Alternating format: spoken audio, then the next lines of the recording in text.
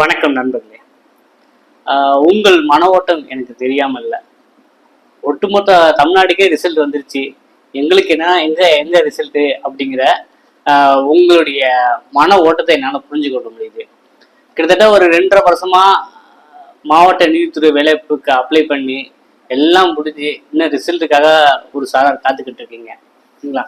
மாவட்ட நீதித்துறை வேலைவாய்ப்பு சரிங்களா? ரொம்ப 20 லட்சம் 30 லட்சம்லாம் காம்படிஷன் கிடையாது. இப்போ நிற்கிறது பார்த்தீங்கன்னா ஒரு போஸ்ட்டுக்கு 4 பேர் தான் இப்போவே நிற்கிறாங்க. அவங்களுக்கு என்ன முடிவுன்னு தெரிஞ்சுன்னா அவங்க அடுத்தடுத்த வேலையை பார்ப்பாங்க. ஸோ அதற்கான தீர்வு கிடைக்குமா? இப்போனாச்சும் போடுவீங்களா? எலெக்ஷன்லாம் முடிஞ்சதில்ல, கிட்டத்தட்ட 2.5 வருஷமா நாங்களாம் காத்துக்கிட்டு இருக்கோம் அப்படிங்கிற மனப்பான்மை இருக்கு. அதுக்கு சொல்யூஷன் தாங்க என்ன அப்படின்னா, இன்னுமா காத்துக்கிட்டு இருக்கணும் அப்படின்னா அப்படிங்கிற புரியுது. சரிங்களா? வயசு போகுது, கிட்டத்தட்ட 2.5 ஆண்டுகள். தேர்வுக்கு தயாராகிறது 2.5 ஆண்டுகள், அது வேற. தேர்வு முடிவுக்காக 2.5 ஆண்டுகள் வெயிட் பண்ணணுமா அப்படிங்கிறதா நம்ம பெரும் சோதனையா இருக்கு. இந்த மே இறுதிக்குள்ளாவது வருமா அப்படிங்கிற எதிர்பார்ப்பு எல்லாருக்குமே கூடி இருக்கு. அந்த எதிர்பார்ப்பு பூர்த்தியாகும் அப்படின்னு நம்புறேன். ஓகேங்களா? இப்ப மாவட்ட நீதித்துறை வேலைவாய்ப்புக்குள்ள மேக்குள்ள நம்ம கண்டிப்பான ரிசல்ட் போட்டுதான் ஆவாங்க அப்படிங்கிறது நான் நம்புறேன். என்னுடைய யூகத்தின் அடிப்படையில் தான் எந்த தகவலையும் தெரிவிக்கிறேன். அதற்கு அடுத்தாற் போல கிராம உதவியாளர், அது வில்லேஜ் அசிஸ்டன்ட் தலையாரி போஸ்டுக்கு என்னாச்சு அப்படிங்கிறது கேள்விக்குறியா இருக்கு. அது இப்ப புதிய இருக்கிற அரசுக்கு நம்ம ஒரு கோரிக்கையை வைக்கலாம். அது நேர்முக தேர்வு இல்லாத பணிகள் அப்படின்னு எடுக்கலாம்.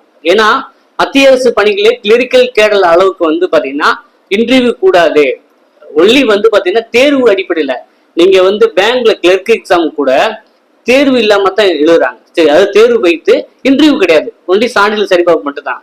நம்ம குரூப் 4 லெவல்ல விஏஓ கூட தேர்வு மட்டும் தான், இன்டர்வியூ கிடையாது. ஆனா இந்த கிராம உதவியாளருக்கு பாத்தீங்கன்னா ஒரு ப்ராக்டிக்கல், அதாவது செய்முறை தேர்வு மாதிரி வைக்கிறாங்க. அதாவது எழுதுதிறன், வாசித்திறன், அப்புறம் இன்டர்வியூ.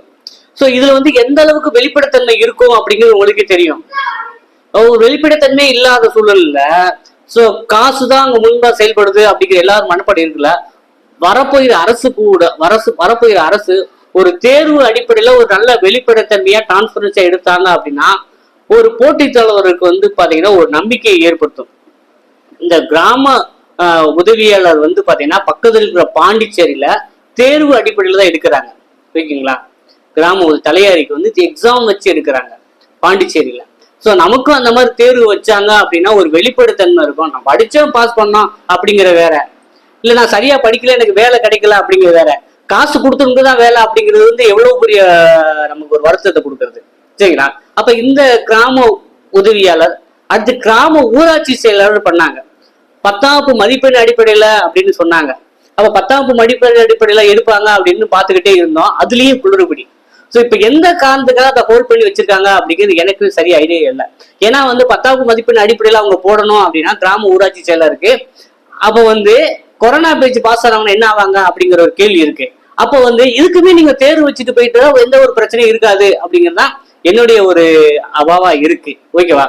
இது போக கால்நடை பராமரிப்பு உதவியாளர். ஸோ இந்த தேர்வு இதுக்கெல்லாம் அப்ளை பண்ணி இதுக்கெல்லாம் போனவங்க பாத்தீங்கன்னா கல்யாணம் முடிச்சு குழந்தை பெற்று அந்த குழந்தைய ஸ்கூலுக்கு போயிருக்கும். அந்த அளவு தான் அந்த கால்நடை பராமரிப்பு உதவியாளருங்கிற ஒரு பணிக்கு எதிர்பார்த்து காத்துக்காங்க. அதே போல கால்நடை ஆய்வாளர் லைஃப் ஸ்டாக் இன்ஸ்பெக்டர் கிரேட் 2 2020 போட்டாங்க. அப்புறம் க்ளோஸ் பண்ணாங்க. சமீபத்துல குரூப்ல ஆட் பண்ணாங்க, மறுபடியும் க்ளோஸ் பண்ணாங்க. இன்னுமே அதுக்கு இன்னும் ஒரு முடிவு தெரியாம தான் இருக்கு. ஸோ வருகின்ற காலங்கள்ல அதுவுமே வரும் அப்படின்னு நம்புறோம். அதே போல சென்னை ரேஷன் கடை ரிசல்ட் என்ன ஆச்சுன்னு தெரியல. ஓகேவா? அதே போல 2020 பாத்தீங்கன்னா அசஸர் அப்படிங்கிற இபில ஒரு பணி போட்டாங்க. அப்புறம் ஆட்சி மாற்றம் ஏற்படுச்சு, கொரோனா வந்துச்சு, லாக்டவுன் வந்துச்சு. அப்புறம் அசஸரா இருக்க அந்த பணிக்கு என்ன சொன்னாங்கன்னா வீட்டுக்கு நாங்க ஸ்மார்ட் மீட்டர் மாத்த போறோம், அதனால அசஸர் பணிக்கெல்லாம் தேவையே இல்லை அப்படின்னு சொன்னாங்க. இப்போ ஸ்மார்ட் மீட்டர் மாத்தல, மாதம் ஒரு முறை ரீடிங் எடுப்புன்னு சொன்னாங்க, அதுவும் பண்ணல. அசஸர் பணி எடுக்குன்னு சொன்னாங்க, அதுவும் பண்ணல.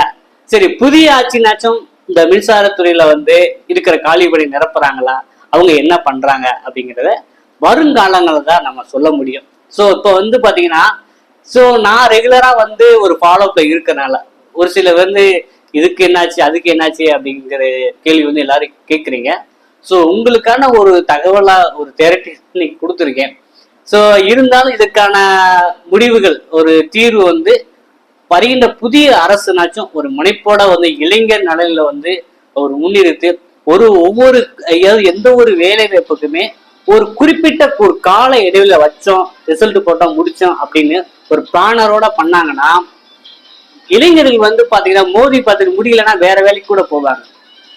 எக்ஸாமுக்கு தயாராக 2 வருஷம் ஆகலாம். ஒரு நம்ம சிவில் சர்வீஸ் எழுதுறோம், ஐஏஎஸ் ஆக போறோம், 2 வருஷம் 3 வருஷம் எஃபோர்ட் போடலாம். இல்ல குரூப் 4 கிரேட்லன்னா எக்ஸாம் ரிசல்ட்டுக்கே நம்ம 2 வருஷம் காத்துக்கு இருக்குன்னா நம்ம என்ன மாதிரியான உலகத்துல வாழ்ந்துருக்கோம், எவ்வளவு மாடர்ன் டெக்னாலஜி வேர்ல்டுல வந்து இன்னுமே ஒரு ரிசல்ட் போறதுக்கே 2 வருஷம் 3 வருஷம் ஆச்சுன்னா என்ன பண்றது அப்படிங்கிற மனப்பான்மை இருக்கும்.